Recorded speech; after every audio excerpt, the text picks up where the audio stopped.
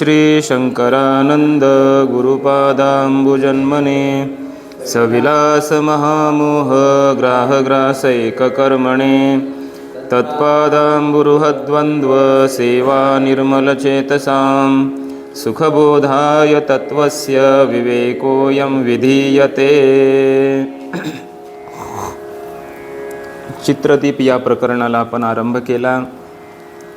या प्रकरणामध्ये जगत हे एक चित्र आहे आणि ते ब्रह्मपटावर काढलेलं आहे, अशा प्रकारच्या रूपकातून आपल्याला अध्यारोप आणि अपवादाच्या न्यायाने ब्रह्मस्वरूपाचं यथार्थ ज्ञान ग्रंथकार करून देत आहेत।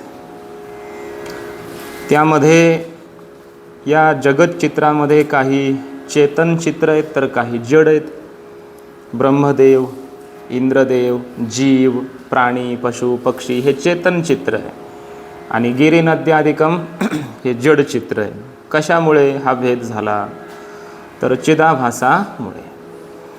चिदाभास आहे म्हणून त्यांना चेतन म्हणायचं आणि चिदाभास नसेल तर त्यांना जड म्हणायचं, अशी वेदांताची परिभाषा आहे। हे जे जीव आहेत यांना जन्म मरण हा संसार प्राप्त झाला, जे चेतन आहेत। कशामुळे? अविद्येमुळे। अविद्या म्हणजे काय? 10व्या श्लोकामध्ये सांगितलं, संसारः परमार्थोऽयं, हा संपूर्ण संसार सत्य आहे असं वाटणे। इति भ्रांतीही अविद्या स्यात्, अशा प्रकारच्या भ्रांतीलाच अविद्या म्हटलं जातं। आत्मवस्तूच्या ठिकाणी हा संपूर्ण संसार आहे, तो सत्य आहे, मीही जीव आहे, अशा प्रकारची बुद्धी, त्याला काय म्हणायचं? अविद्या म्हणजे भ्रांती, विपरीत ज्ञान, कार्यरूप अविद्या असं याला म्हटलेलं आहे। ही विद्या कशाने निवृत्त होईल? आपला अविद्या तर विद्येने। विद्या कोणती आहे मग? ते सांगितलं, आत्माभासस्य जीवस्य संसारः न आत्मवस्तुनः इति बोधो भवेद विद्या। हा संपूर्ण संसार चिदाभासाचा आहे, आत्मवस्तूच्या ठिकाणी नाही, अशा प्रकारचा बोध होणं म्हणजेच विद्या। आणि कशाने प्राप्त होते विद्या ही? असौ विचारणात लभ्यते, विचार केल्यावर मग ही विद्या प्राप्त होते। आणि कशाचा विचार करायचा? सदा विचारये तस्मात् जगज्जीव परात्मनः जीवभाव जगद्भाव बाधे स्वात्मैव शिष्यते। जीव, जगत आणि परमात्मा या तिघांचा सदा विचार केला पाहिजे। आसुप्ते रामृते कालम नयेत वेदांत चिंतया, सतत चिंतन करा, विचार करा, शास्त्रोक्त विचार करा।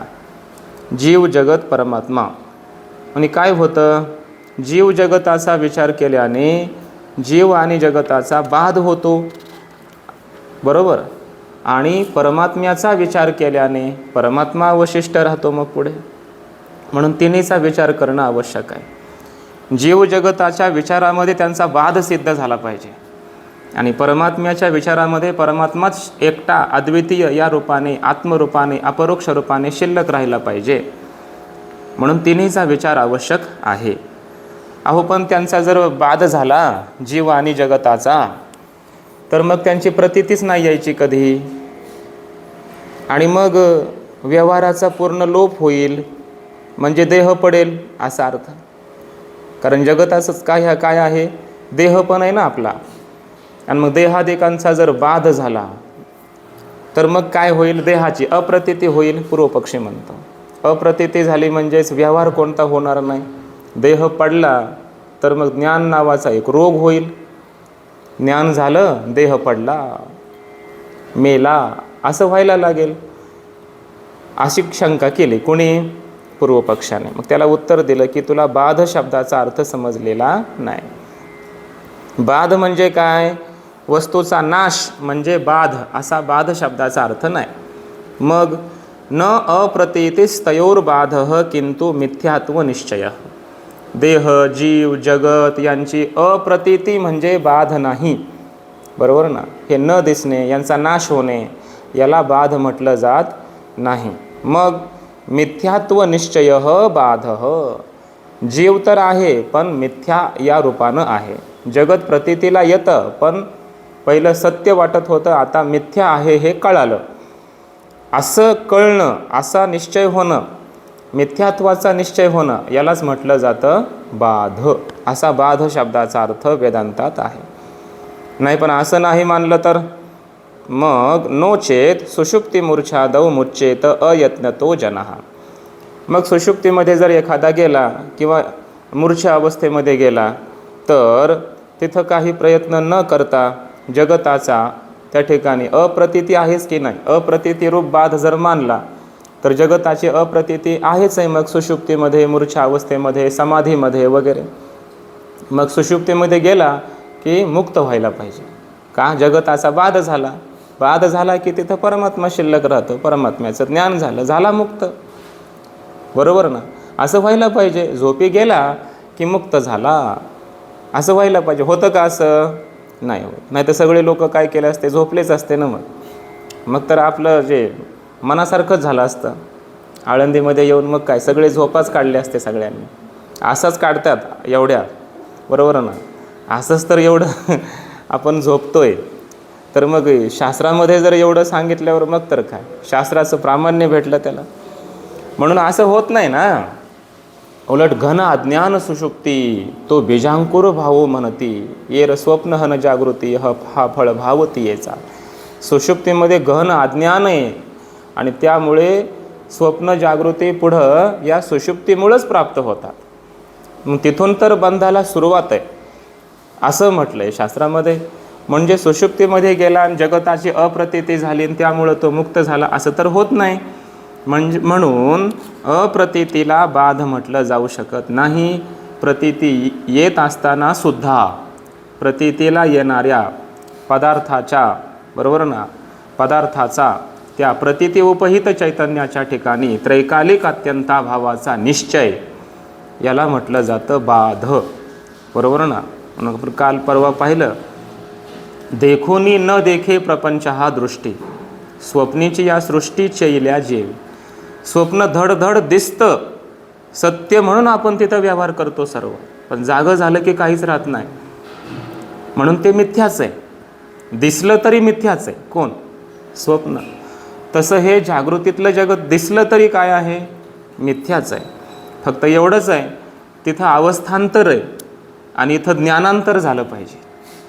तिथं अवस्था बदलली, सुषुप्तीतून जागृतीत आला, अवस्था बदलली की स्वप्नाचं मिथ्यात्व कळालं. तसं इथंही या जागृतीचं मिथ्यात्व कळण्यासाठी काय करावं लागेल? अवस्थांतर करायचं आहे का? दुसऱ्या अवस्थेत जायचं आहे का? जागृतीतून पुन्हा सुषुप्तीत जायचं आहे का? जागृतीतून पुन्हा समाधीत जायचं आहे का? नाही.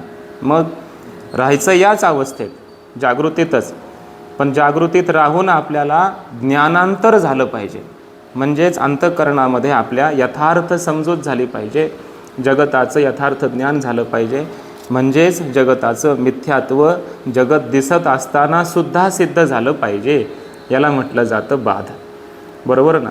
जगत दिसताना, जगतात राहताना, जगतातला सर्व व्यवहार करत करत तोही नेत्री पाहे, श्रवणी ऐकतो आहे, परी तेथेचा सर्वथानो हे नवल दे. तिथं तो सर्वथान आहे. सगळं तो व्यवहार करतो ज्ञानी पुरुष.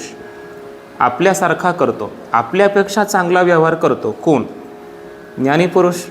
आपण अज्ञानात जर चांगला व्यवहार करू शकतो तर त्याला तर ज्ञान झालं आहे ना. तसं तर समजुतीतला व्यवहार आहे, ज्ञानातला व्यवहार आहे. नाटक सत्य वाटल्यानंतर जेवढा तो त्या ठिकाणी मग्न होतो, नाटक सत्य वाटून, ज्याला मिथ्या वाटलं तो जास्त आनंद घेऊ शकतो. समजतंय ना? असा याचा अर्थ आहे. म्हणून जगत दिसत असताना सुद्धा जगताचा त्रैकालिक अत्यंताभावाचा निश्चय होणं, मिथ्यात्व निश्चय होणं, याला म्हटलं जातं बाध. बरोबर? सर्प प्रतीतीला आला म्हणून बिघडलं का सत्य वाटला म्हणून? सांगा ना. सर्प सत्य वाटला म्हणून बिघडलं, धावला, पळाला, गुडघे फुटले वगैरे वगैरे पुढचं कार्य घडलं.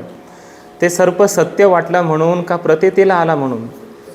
सत्य वाटला म्हणून, प्रतीतीला आला म्हणून नाही.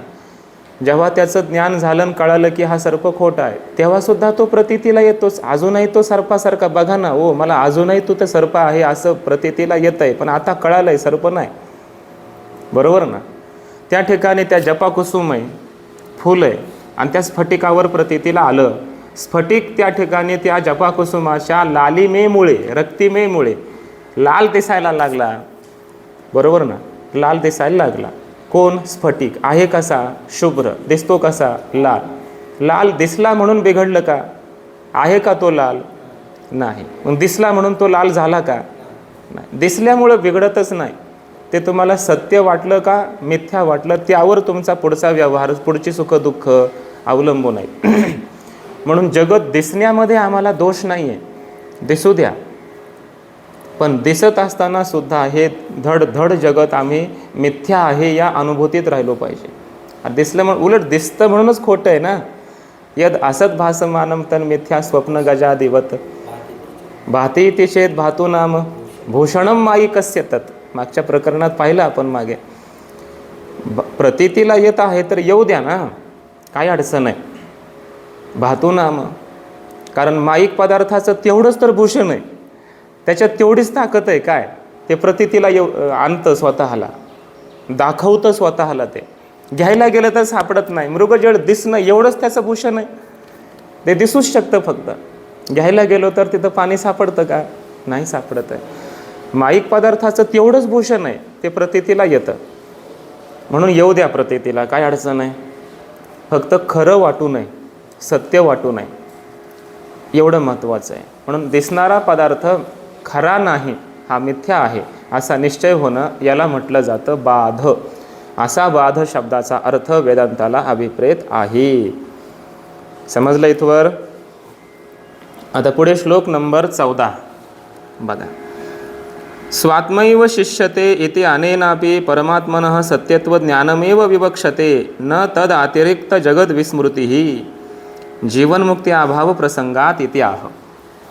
मागच्या श्लोकामध्ये म्हटलं होतं, 12व्या श्लोकामध्ये काय, की स्वात्मैव शिष्यते, जीवभाव जगद्भाव बाधे स्वात्मैव शिष्यते. जीवभावाचा जगद्भावाचा बाध झाल्यानंतर फक्त आपला आत्माच अवशिष्ट राहतो, असं जे पाठीमागे 12व्या श्लोकात म्हटलं आहे. त्याचा अर्थ काय करायचा? आत्मा शिल्लक राहणं म्हणजे काय? स्वात्मा एव शिष्यते इति अस्य अर्थः कः अस्ति. समजतंय ना? त्याचा अर्थ सांगतायत की असं म्हणण्यातून ग्रंथकारांना हे सांगायचं आहे की परमात्मनः सत्यत्व ज्ञानम विवक्षते.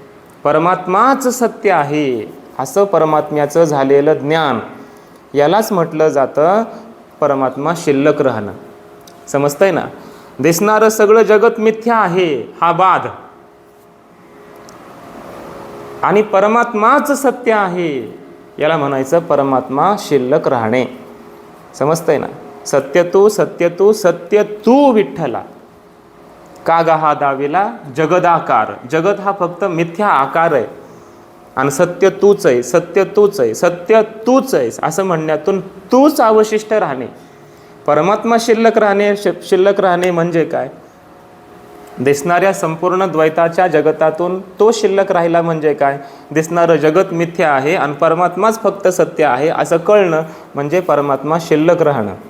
समजतंय ना? याला म्हणायचं परमात्मा अवशेष. स्वात्मैव शिष्यते असा भाव आहे. टीकाकार हा भाव सांगतायत. न तद अतिरिक्त जगत विस्मृती. जगताचं विस्मरण होणं म्हणजे परमात्मा शिल्लक राहणं असा अर्थ घ्यायचा नाही. नाही म्हणले जगताचं विस्मरण झालं हो, विषयी विसर पडिला निशेष. बरोबर ना? विषयांचा पूर्ण विसर पडला आणि याला म्हणायचं आता याच्या जीवनात फक्त परमात्मा शिल्लक राहिला आहे असा अर्थ करायचा नाही.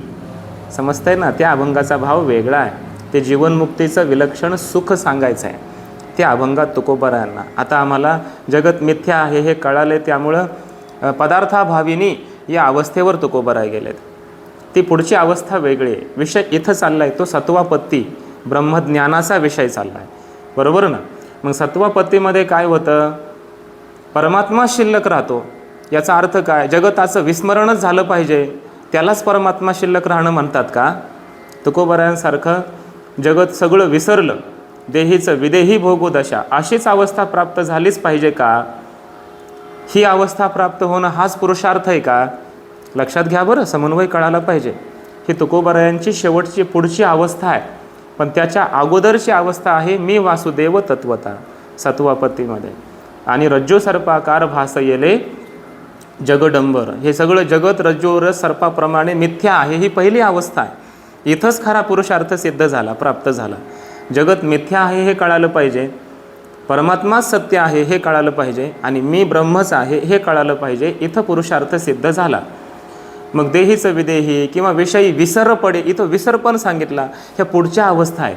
हे पदार्थाभाविनी तुर्या या अवस्थांचं वर्णन आहे, हे जीवनमुक्तीचं वर्णन आहे पुढचं, बरोबर ना, हे पुढचं वर्णन आहे. मग पुरुषार्थ कुठं सिद्ध झाला? जगताचा बाध होणं, परमात्मा सत्य आहे हे कळणं आणि जीव ब्रह्म आहे हे कळणं, इथं पुरुषार्थ सिद्ध होत असतो. म्हणून इथं सांगतायत की जगताचं विस्मरणच झालं म्हणजे तो ज्ञानी आहे का? जगताचं पूर्ण विस्मरणच झालं, कुठला व्यवहार करत नाही, काही नाही, आठवत नाही, जेवण काय खातोय, काय पितोय, कसा व्यवहार करतोय, कोणाबरोबर काय, काही आठवत नाही, काय नाही, असं झालं म्हणजे त्याला ब्रह्मज्ञान म्हणतात का? लक्षात घ्या बरं, त्याला ब्रह्मज्ञान म्हणत नाहीत. नाहीतर ज्ञानी पुरुषांचे व्यवहार सिद्ध होणार नाहीत ज्ञानोत्तर कालामध्ये. असे कित्येक ज्ञानी आहेत की ते ज्ञानाच्या नंतरसुद्धा सगळा व्यवहार करतात. राजा जनक सगळा राजे व्यवहार करतात. कृष्ण भोगी शुकस्त्यागी राज्ञव जनक राघवऊ असं म्हटलंय. रामप्रभू राजे आहेत, जनक राजा आहे, हे सगळे राजे आहेत, व्यवहार सर्व करतायत, पण ब्रह्मज्ञानी आहेत ना. हे सगळे शुकदेवांसारखे समाधीमध्ये नाही जाऊ शकत. मग ते पण ज्ञानीच आहेत की नाही? मग ज्ञान कशाला म्हटलं जातं? ज्ञान त्याला म्हणतात की ज्या अवस्थेमध्ये जगताचं विस्मरण झालेलं नाही, जगताच्या विस्मरणाचा विषयच नाही, ब्रह्मज्ञान या अवस्थेमध्ये.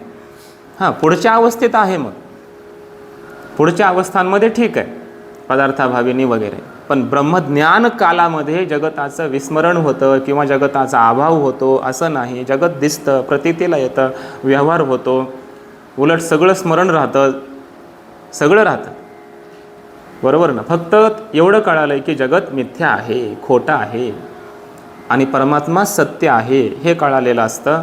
म्हणून जगताचं विस्मरण होणं म्हणजे ब्रह्मज्ञान असा अर्थ करता येत नाही. नाहीतर मग काय होईल? जीवनमुक्ती अभाव प्रसंगात भगवान श्रीकृष्ण, भगवान श्री रामचंद्र, राजा जनक यांच्या जीवनमुक्तीचा अभाव होईल. समजतंय ना? जीवनमुक्तीचा अभाव होईल. म्हणून जगताचं विस्मरण म्हणजे परमात्म्याचं सत्यत्व ज्ञान असा अर्थ नाही, किंवा परमात्मा शिल्लक राहणं असा अर्थ नाही. तर जगताचा बाध होणं आणि परमात्मा सत्य आहे असं कळणं, याला म्हटलं जातं परमात्मा अवशिष्ट राहणे.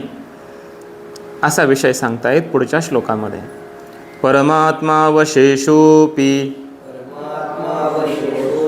तत्सत्यत्व विनिश्चयः न जगद्विस्मृतिर्नो चेत् जीवन्मुक्तिर्न संभवेत्. परमात्मावशेषोऽपि तत्सत्यत्व विनिश्चयः न जगद्विस्मृतिर्नो चेत् जीवन्मुक्तिर्न संभवेत्. परमात्मावशेषः अपि तत्सत्यत्व विनिश्चयः. परमात्मा अवशिष्ट राहणे याचा अर्थसुद्धा असा केला पाहिजे की तत्सत्यत्व विनिश्चयः, परमात्माच सत्य आहे अशा प्रकारचा निश्चय, म्हणजेच परमात्मा शिल्लक राहणे. जगद्विस्मृतिर्न, जगताचं विस्मरण होणं म्हणजे परमात्मा शिल्लक राहणं असं मात्र नाही. नोचेत, आणि असं नाही मानलं तर मग जगताचं विस्मरण होणं म्हणजेच ब्रह्मज्ञान, म्हणजेच परमात्म्याचा अवशिष्ट राहणं असतं. परमात्मा शिल्लक राहिला कधी? जगताचं विस्मरण झालं तरच. असा जर तुम्ही अर्थ केला तर जीवनमुक्तीर्न संभवेत. जे व्यवहारशील ज्ञानी पुरुष आहेत त्यांची जीवनमुक्ती सिद्ध होणार नाही. जे समाधिस्थ ज्ञानी पुरुष आहेत त्यांची होईल कदाचित, पण तेही कधीतरी वृत्तीवर येतीलच ना, जागे होतीलच ना. मग त्यावेळेस ते बद्ध मानायचे का? पुन्हा अशा अनेक प्रकारच्या शंका येतील. म्हणून ज्ञानी पुरुषांच्या ज्ञानोत्तर कालामध्ये आणि देहपातापूर्वीच्या कालामध्ये जो जीवनमुक्ती आपण मानतो, हा काल मानतो, तो जीवनमुक्तीचा काळ सिद्ध व्हायचा नाही. जर जगताचं विस्मरण होणे यालाच आपण परमात्मा शिल्लक राहणे असा अर्थ केला मानला तर. समजतंय ना? म्हणून जगताच्या विस्मरणात हानी नाही हो. बाबा नेहमी सांगत असतात, जगताच्या विस्मरणामध्ये पुरुषार्थ नाही, बरोबर ना? आणि जगताच्या सत्यत्वामध्ये हानी झाल्याशिवाय नाही. विपरीत ज्ञान झाल्यावर हानी आहे का विस्मरण झाल्यावर हानी आहे? बोला ना. विपरीत ज्ञान झालं तर तुम्हाला हानी आहे, विस्मरण झालं तर नाही. अहो एखादा पिऊन पडला, त्याला सगळं विसरून जातं ना, तेवढ्या काळापुरतं का होईना विसरून गेला ना सगळं. मग विस्मरण झालं म्हणजे काय त्याला पुरुषार्थ प्राप्त झाला? नाही. मग जगताच्या विस्मरणामध्ये हानी नाही. विसरलं तर विसरू द्या, नाही विसरलं तर नाही विसरू द्या. न विसरण्यामध्ये फायदा नाही, तोटा नाही फारसा. फायदा तोटा इथं आहे की ते तुम्हाला सत्य वाटतं का मिथ्या. सत्य वाटलं तर तुमचं मग बिघडल्याशिवाय राहत नाही.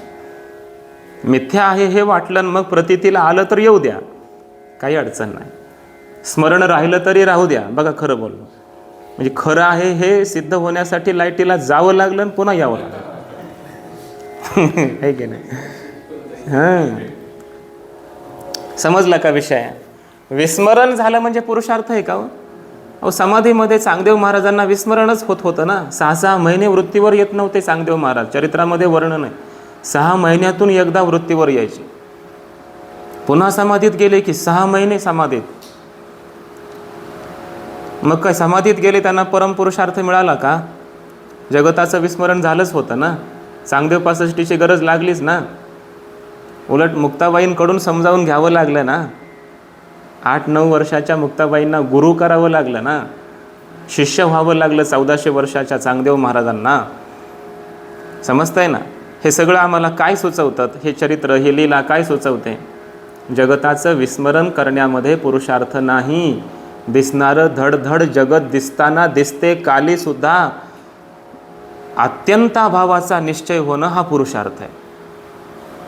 समजतंय ना? न दिसताना नाही म्हणण्यात काय पुरुषार्थ आहे? इथं घट नाही, इथं वस्तू नाही, उपलब्धच नाही समोर, तर नाही म्हणण्यात काय अर्थ आहे? समोर असावा पदार्थ आणि तरी म्हणावं की हा नाही. नाही म्हणजे खरा नाही, सत्य नाही. याला काय म्हणायचं? निश्चय. नाही त्याचा त्याग कोणी करेल हो? समोर वस्तू असून तिचा त्याग झाला पाहिजे, सत्यत्वाचा त्याग झाला पाहिजे. याला म्हटलं जातं खरं ज्ञान, खरं वैराग्य. आपल्याकडे नेहमी आपण म्हणत असतो काय? निषेध हा प्राप्तिपूर्वक असतो. प्राप्तच नाही आणि निषेध केला, त्याग केला, काय त्याला अर्थ आहे? कोणी मानतं का? नाही म्हटले मला मुख्यमंत्री नाही व्हायचं.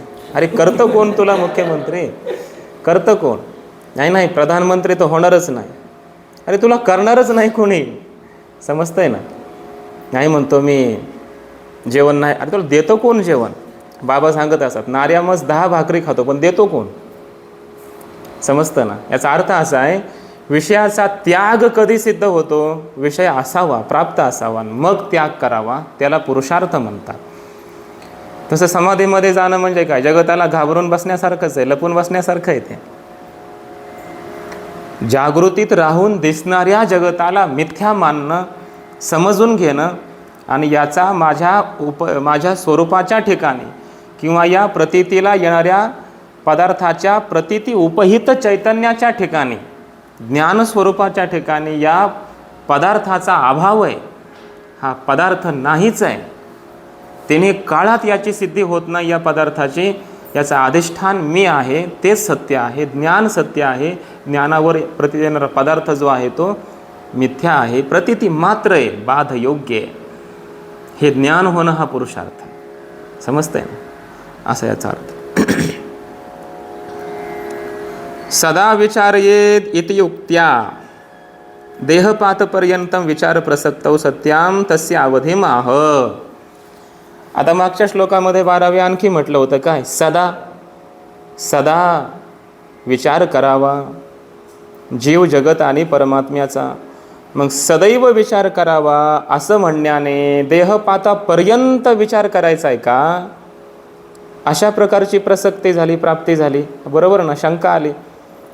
देहपात होईपर्यंत विचारच करत राहायचं का? म्हणजे मरेपर्यंत विचार करायचा का?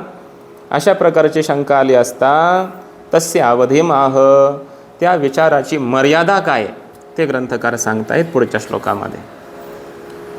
परोक्षाचा परोक्षेती विद्या द्वेधा विचारजा, तत्र परोक्ष विद्याप्तौ विचारोऽयं समाप्यते. परोक्षाचा परोक्षेति विद्या द्वेधा विचारजा, तत्र परोक्ष विद्याप्तौ विचारोऽयं समाप्यते. परोक्षाच अपरोक्षा इति विचारजा विद्या द्वेधा. परोक्ष आणि अपरोक्ष अशी विचारापासून उत्पन्न होणारी विद्या दोन प्रकारची असते, बरोबर ना. विचारणात लभ्यते मागे सांगितलं आहे. जीव जगत परमात्मा यांचा विचार करा, या विचारापासून ब्रह्मविद्या प्राप्त होते. मग ही जी ब्रह्मविद्या आहे, ब्रह्मज्ञान आहे, ते दोन प्रकारचं असतं. एक परोक्ष ज्ञान, एक अपरोक्ष ज्ञान. इथं विद्या म्हटलंय, परोक्ष विद्या अपरोक्ष विद्या. आपल्याकडे परोक्ष ज्ञान अपरोक्ष ज्ञान असं आपण म्हणतो प्रामुख्याने. तर अशी दोन प्रकारची विद्या आहे. तत्र त्यामध्ये अपरोक्ष विद्याप्तौ अयं विचारः समाप्यते. एकदा अपरोक्ष ज्ञान प्राप्त झालं की मग हा जीव जगत परमात्म्याचा विचार समाप्त होतो. म्हणजे अपरोक्ष ज्ञान होईपर्यंत विचार करावा लागतो, नंतर केलाच पाहिजे असा विधी नाही. तुम्हाला चिंतनात राहायचं आहे, आनंदात राहायचं आहे, परंपरेचं संरक्षण करायचं आहे, तर पाठाच्या रूपाने किंवा आनंद मिळवायचा आहे तर त्या आनंदाच्या चिंतनाच्या रूपाने तुम्ही करू शकता. पण चिंतन केलंच पाहिजे असा आग्रह शास्त्राचा राहत नाही. कधी पण अपरोक्ष ज्ञान दृढ झाल्याच्या नंतर. अपरोक्ष ज्ञान दृढ होणे म्हणजे काय? ही दृढता काय आहे? दृढता म्हणजे संशय विपर्यय राहित्य. कोणत्याही प्रकारचा प्रमाणगत प्रमेयगत संशय राहिला नाही आणि विपरीत भावना राहिली नाही.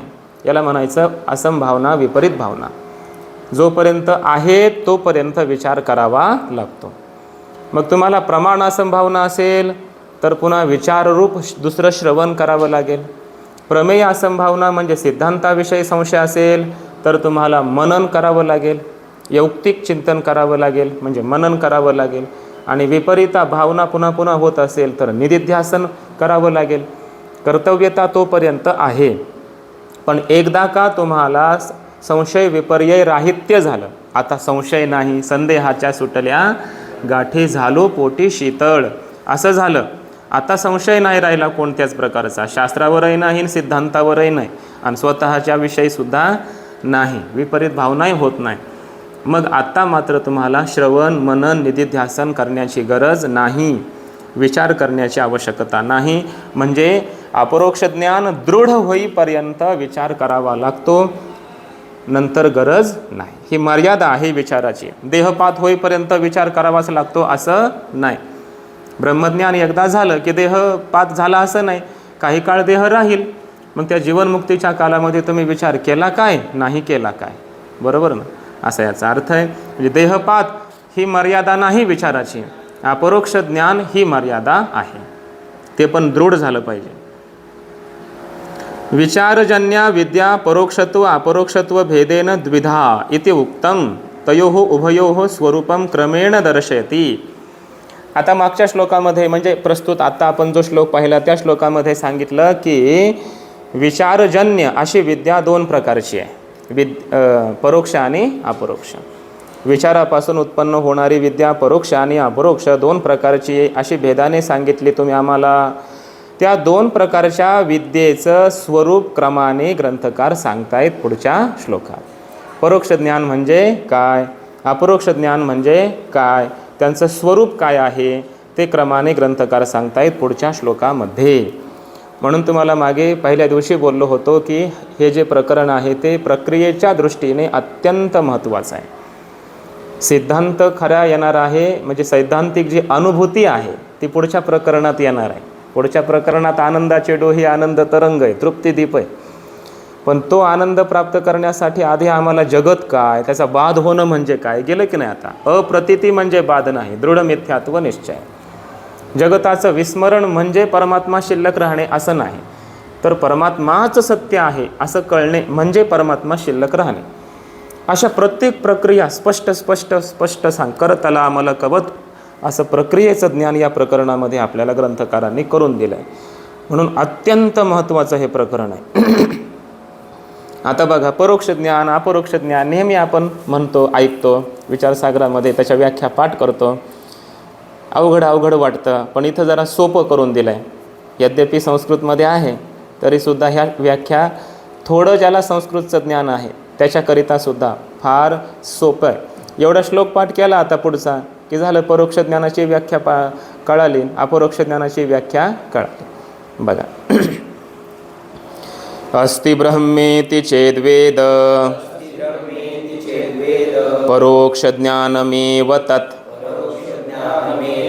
अहं ब्रह्मेति चेद्वेद साक्षात्कारस्य उच्यते. अस्ति ब्रह्मेति चेद्वेद परोक्ष ज्ञानमेव तत् अहं ब्रह्मेति चेद्वेद साक्षात्कारस्य उच्यते. अस्ति ब्रह्म इति वेद चेत, ब्रह्म आहे असं जर जाणेल कोणी तर तत् परोक्ष ज्ञानमेव, तर ते परोक्ष ज्ञानच असतं, आहे. बरोबर ना. म्हणजे ब्रह्म आहे एवढं कळणे म्हणजे परोक्ष ज्ञान झाली व्याख्या. अहम ब्रह्म इति चेत वेद, मी ब्रह्म आहे असं जर कोणी जाणेल, समजतंय ना, सह साक्षात्कारः उच्यते, तर त्याला साक्षात्कार म्हणजे अपरोक्ष ज्ञान असं म्हटलं जातं. एका वाक्य शब्दामध्ये एक व्याख्या. अस्ति ब्रह्म हे परोक्ष ज्ञान, अहम ब्रह्म हे अपरोक्ष ज्ञान. म्हणजेच अवांतर वाक्यांनी जेव्हा कळतं, अवांतर वाक्य म्हणजे ब्रह्माच्या अस्तित्वाचा बोध करून देणारी वाक्य. ब्रह्म असं आहे, ब्रह्मस्वरूप बोधकम वाक्यम अवांतर वाक्यम. ब्रह्मस्वरूपाचा बोध करून देणारी अवांतर वाक्य, अवांतर वाक्यांच्या द्वारा कळालं असं ब्रह्म आहे, जगत कारण ब्रह्म आहे, सच्चित आनंद घन असं ब्रह्म आहे, अद्वितीय असं ब्रह्म आहे. बरोबर ना. आहे एवढंच कळालं, याला म्हणायचं परोक्ष ज्ञान. आणि असं जे ब्रह्म आहे, सच्चित आनंद घन अद्वय, देश काल वस्तू परिच्छेद रहित, स्वगत सजातीय विजातीय भेद रहित, हे सगळं परोक्ष ज्ञान. असं ब्रह्म, जगत कारण ब्रह्म, निरुपाधिक ब्रह्म, असं ब्रह्म आहे, असं जे ब्रह्म आहे ते मीच आहे, एवढं कळालं की त्याला म्हणायचं अपरोक्ष ज्ञान. समजतंय ना. महावाक्यांच्या द्वारा जे ज्ञान होतं मग त्याला म्हणायचं अपरोक्ष ज्ञान. जीव ब्रह्म अभेद प्रतिपादकम वाक्यम महावाक्यम. अशी अवांतर आपलं परोक्ष ज्ञान आणि अपरोक्ष ज्ञानाची व्याख्या या श्लोकामध्ये केलेली आहे. आता पुढे बघा. एवं विध आत्मसाक्षात्कार असाधारण कारणम आत्मतत्व विवेचनम प्रतिजानीते. अशा प्रकारच्या आत्मस्वरूपाच्या साक्षात्काराचं असाधारण कारण असणारं जे आत्मतत्वाचं विवेचन, त्याची प्रतिज्ञा करतायत. बरोबर ना. आत्मस्वरूपाचा यथार्थ साक्षात्कार झाला पाहिजे, मग अपरोक्ष ज्ञान झालं पाहिजे. तर त्या अपरोक्ष ज्ञानाचं कारण काय आहे? असाधारण कारण, मुख्य कारण, विशेष कारण काय आहे अपरोक्ष ज्ञानाचं? काय आहे? आत्मतत्व विवेचनम, म्हणजे आत्मतत्वाचा विचार. समजतंय ना. आत्मस्वरूपाचा यथार्थ शास्त्रोक्त पद्धतीने गुरु संप्रदाय पुरस्सर केलेला विचार, हेच कारण असतं अपरोक्ष ज्ञानाचं. बरोबर ना. मग अपरोक्ष ज्ञान झालं पाहिजे, त्याकरिता आत्मतत्वाचं विवेचन केलं पाहिजे, विचार केला पाहिजे. म्हणून प्रतिज्ञा करतायत पुढच्या श्लोकामध्ये. तत्साक्षात्कार सिद्ध्यर्थ मात्मतत्वं विविच्यते येनायं सर्वसंसारात् सद्य एव विमुच्यते. तत्साक्षात्कार सिद्ध्यर्थ मात्मतत्वं विविच्यते येनायं सर्वसंसारात् सद्य एव विमुच्यते. तत्साक्षात्कार सिद्ध्यर्थम, त्या साक्षात्काराच्या सिद्धीकरिता म्हणजे आत्मस्वरूपाचं यथार्थ ज्ञान अपरोक्ष ज्ञान होण्याकरिता आत्मतत्वम विविच्यते, आत्मतत्वाचा विवेक किंवा विचार पुढच्या प्रकरणात आमच्याकडून आता केल्या जात आहे. ही झाली प्रतिज्ञा, बरोबर ना.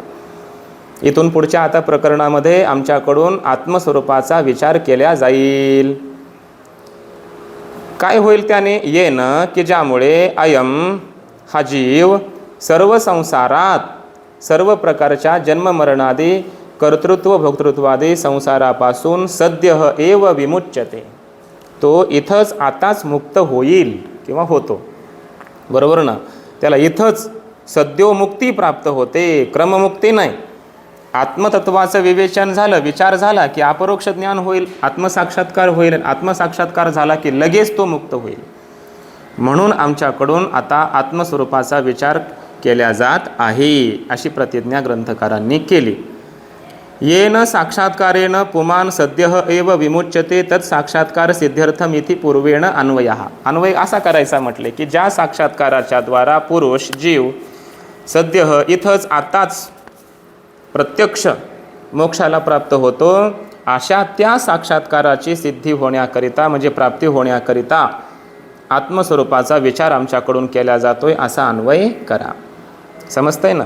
अन्वय करताना खालची शब्द अगोदर घ्या, श्लोकामध्ये जे उत्तरार्ध आलाय ना तो आधी घ्यायचा. येन अयम सर्व संसारात सद्य एव विमुच्यते तत् साक्षात्कार सिद्ध्यर्थम. समजतंय ना.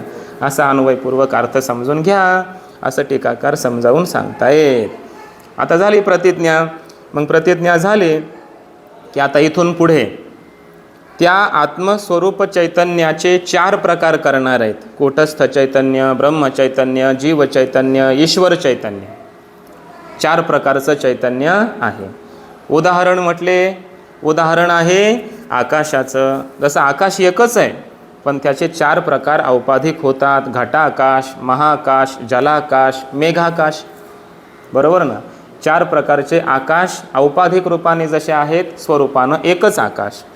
तसं मूळ स्वरूपानं चैतन्य ब्रह्मचैतन्य एकच आहे, पण त्या उपाधींमुळे त्या चैतन्यामध्ये 4 प्रकार पडतात. कूटस्थ चैतन्य, ब्रह्मचैतन्य, जीव चैतन्य, ईश्वर चैतन्य असं. आता औपाधिक दृष्टी हे अध्यारोप म्हणायचं याला, बरोबर ना. आत्मस्वरूपाचा विचार सुरू झाला, असा असा आत्मा सांगायचा आहे, आत्मसाक्षात्कार करून द्यायचं आहे आपल्याला ग्रंथकारांना. मग त्यासाठी एकाएकी तर आत्मा असा निर्गुण निराकार आहे, तो ब्रह्मरूप आहे, तुम्हीच ब्रह्म आहात असं सांगितलं तर लगेच अनेक प्रकारच्या शंकांचे वावदळ आपल्या अंतकरणात निर्माण होईल. म्हणून ग्रंथकार अगोदरपासून म्हणजे सुरुवातीपासून अध्यारोप करतायत की अगोदर असे औपाधिक 4 प्रकार चैतन्याचे समजून घ्या, बरोबर ना. मग ह्या उपाध्या कशा कशा खोट्या आहेत वगैरे वगैरे. आकाशाच्या उपाध्या खोट्या आहेत, मूळ आकाश एकच आहे. तसं या चैतन्यातही उपाध्या खोट्या आहेत, मिथ्या आहेत. मूळ चैतन्य एकच आहे, ते सत्य आहे. अशा पद्धतीने आत्मस्वरूपाचं ज्ञान करून द्यायला ग्रंथकार सुरू करतायत. खऱ्या अर्थाने ग्रंथ सुरू आत्ता झाला. इथपर्यंत पूर्वपीठिका होती या ग्रंथाची. आत्मस्वरूपाचं ज्ञान करून देणं सुरू झालं ते पुढच्या श्लोकापासून. तो विचार आपण नंतर करू, पहिल्या दिवसापासून सुरू करू. कुंडलिक वरदा हरी विठ्ठल.